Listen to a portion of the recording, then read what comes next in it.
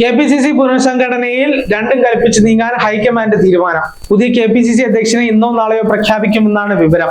K സുധാകരനുമായി ഒരിക്കൽ കൂടി high command ആശയവിനിമയം നടത്തും. പുതിയ KPCC അധ്യക്ഷന്റെ പ്രഖ്യാപനം ഇനി വൈകേണ്ട എന്നാണ് ഹൈക്കമാൻഡിന്റെ തീരുമാനം. അധ്യക്ഷ പദവിയിലേക്ക് താല്പര്യമറിയിച്ച് കൊടിക്കുന്നിൽ സുരേഷും ഹൈക്കമാൻഡിനെ സമീപിച്ചിട്ടുണ്ട്. ഇനി പ്രഖ്യാപനം വൈകിയാൽ കൂടുതൽ നേതാക്കൾ അധ്യക്ഷ പദവിയിലേക്ക് കണ്ണുവയ്ക്കും. ഇത് ചർച്ചകൾ വഷളാകുമെന്നാണ് നിലവിലെ വിലയിരുത്തൽ. കെ സുധാകരൻ നടത്തുന്ന സമ്മർദ്ദ തന്ത്രത്തിന് ഇനി വഴങ്ങേണ്ടതില്ലെന്നും ഹൈക്കമാൻഡ് നിലപാടിലെത്തി. KPCC അധ്യക്ഷനായി ആന്റോ ആന്റണിയെ നിയമിക്കുമെന്നാണ് വിവരം. മുതിർന്ന നേതാക്കളുടെ പിന്തുണ ആന്റോ ആന്റണിക്കുണ്ട്. അതൃപ്തനായ കെ സുധാകരനെ അനുനയിപ്പിക്കാനാകും ശ്രമം. സുധാകരന്റെ പ്രതികരണങ്ങൾ മുന്നറിയിപ്പെന്ന വിലയിരുത്തലുമുണ്ട്. നേതൃമാറ്റം നടപ്പിലാക്കിയാൽ സുധാകരൻ രൂക്ഷമായി പ്രതികരിക്കുമെന്നാണ് നേതൃത്വത്തിന്റെ ആശങ്ക. AICC general secretary KC Venugopal സുധാകരനുമായി സംസാരിക്കും.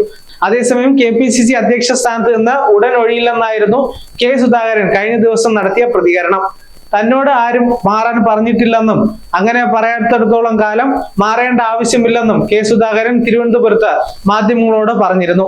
എന്നാൽ കെ സുധാകരൻ മാറണമെന്ന് തങ്ങൾ ആരും ആവശ്യപ്പെട്ടിട്ടില്ലെന്നും തദ്ദേശ തെരഞ്ഞെടുപ്പും നിയമസഭാ തെരഞ്ഞെടുപ്പും വരുന്ന സാഹചര്യത്തിൽ മാറ്റം അനിവാര്യമെന്നും കെ മുരളീധരൻ പറഞ്ഞു.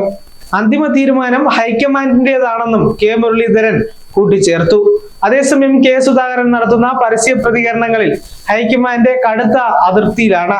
ഡൽഹിയിൽ നടന്ന ചർച്ചയിൽ സമവായത്തിനെത്തിയ ശേഷം സുധാകരൻ നിലപാട് തിരുത്തി എന്നാണ് കേന്ദ്ര നേതൃത്വത്തിന്റെ പരാതി. ഒരിക്കൽ കൂടി കെ സുധാകരൻ ഹൈക്കമാൻഡുമായി ആശയവിനിമയം നടത്തും.